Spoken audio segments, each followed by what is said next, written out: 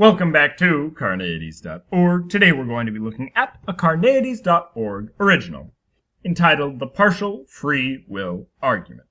This is going to be a response to Plantinga's free will defense, which was in turn a response to The Problem of Evil by J.L. Mackie.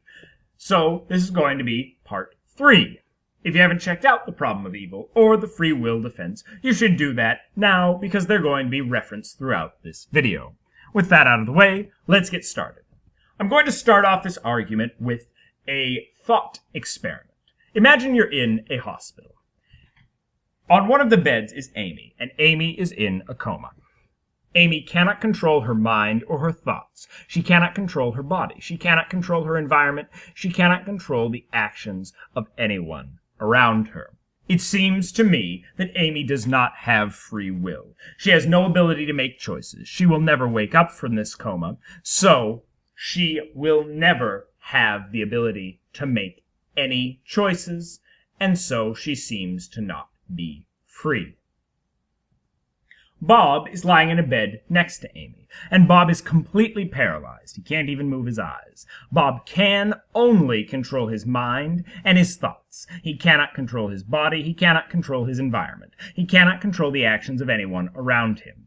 It seems that Bob has more free will than Amy, but is still limited in his free will. He can only really control what's going on in his mind. He's never going to become unparalyzed, and so what's going on in his mind will stay in his mind. And while he can make choices about what he thinks about, he can't make choices about what he does. In some way, Bob seems to have more free will than Amy, but still be limited in his free will. Cam is sitting in a bed next to Bob, and Cam is weak and about to die. Cam can control his mind and thoughts. He can control his body. He can control his environment, but only for a short time. He can influence, but not control the actions of anyone around him for a very short time.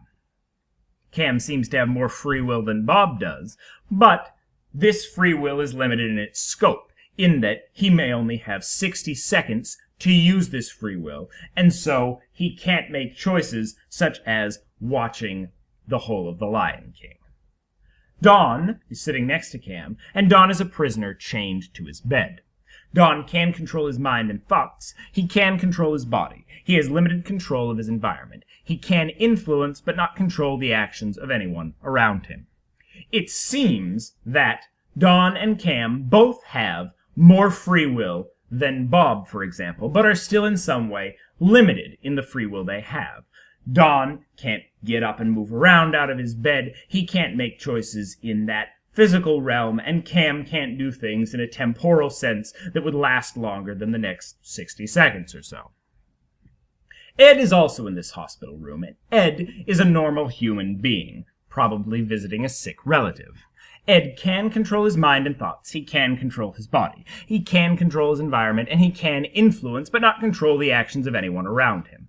Ed seems to have more free will, in effect, more choices that he could make than either Cam or Don, and definitely more choices than Bob or Amy. So Ed seems to have more free will than anyone who's come before him. However, also in this hospital room is Faye, and Faye is a free angel. She can control her mind and thought. She can control her body. She can control her environment. She has limited control of the actions of anyone around her. And she can even save Cam's life. Faye has more freedom than Ed does. She can do more things than he could.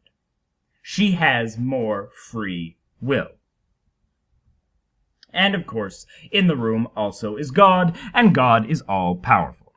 God can control his mind and thoughts. He can control his body. He can control his environment. He has complete control over the actions of anyone around him, and he can do anything that's not a logical contradiction. Why? Because he's omnipotent. It seems that God has more free will than Faye, but certainly God has more free will than Bob. So it seems that each person has more free will than the last, and the most important takeaway from this thought experiment is that free will lies on a spectrum. You can have more or less free will than someone else. So we're going to define partial free will as the ability to choose some things freely but not others. It's somewhere between a completely determined life and omnipotence. If you have partial free will, you're somewhere in the middle. God did give us partial free will then, following from Plantinga's argument, because he gave us the amount of freedom that would maximize the good in the world. He didn't give us omnipotence because that would supposedly have caused some problems and it wouldn't have maximized the good. It wouldn't have been the best of all possible worlds. So, what does this mean? Taking Plantinga's conclusion and what we've just understood about partial free will, what can we conclude? God could have created a world where we are free in all other things, but it's impossible to kill. That doesn't seem to be a logical contradiction, so it's possible for God to have created such a world.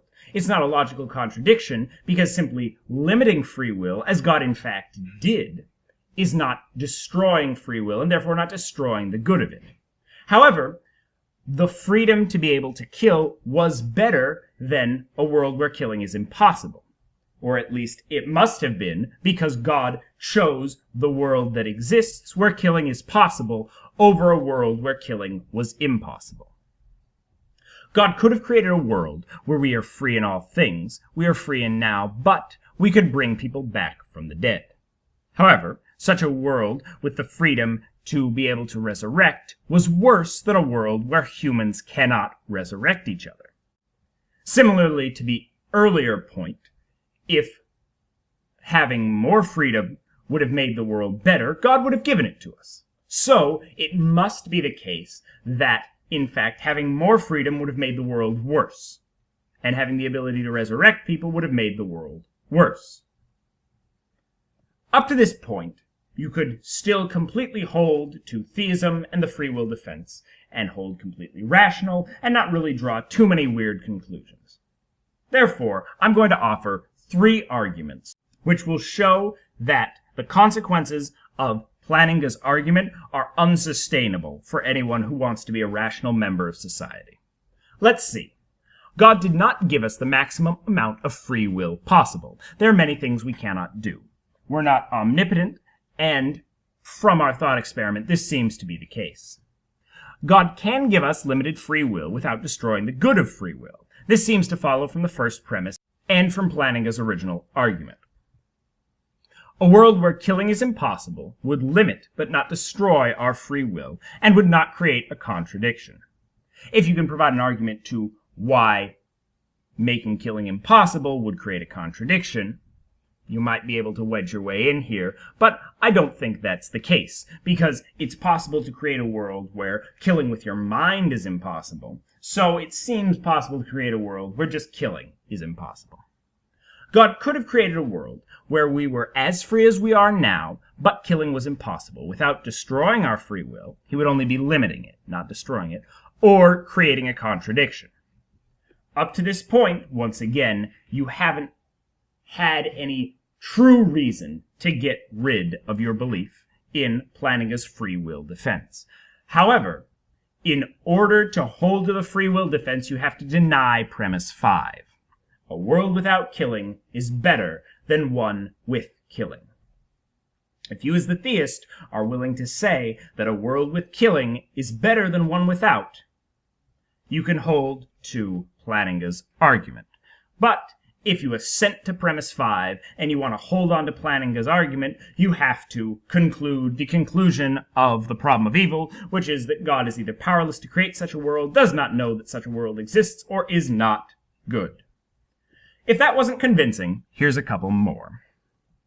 God chose to give us exactly the amount of freedom we have now because any more or less would lead to a worse world. Humans with more or less freedom than God gave us would create a worse world. And we should eliminate things that make for a worse world. The first 2 premises seem to follow from our understanding of partial free will and Plantinga's argument, and the third premise seems to be fairly common sense. If you want to argue with that, that's another discussion. Prisons limit humans' freedom, therefore we should eliminate prisons. Science expands humans' freedom, we should eliminate science. If you disagree with 4, remember back to our original thought experiment and Dawn chained to a bed. And if you disagree with 6, go watch some videos about people going up to the moon, or whatnot. Finally, if that wasn't convincing, I'm going to offer a third and final argument from partial free will to understand why Plantinga's free will defense is ineffective. If God had have wanted murderers locked up, he would have made it so they would lose their free will after committing a murder. Murderers do not in fact lose their free will after committing a murder.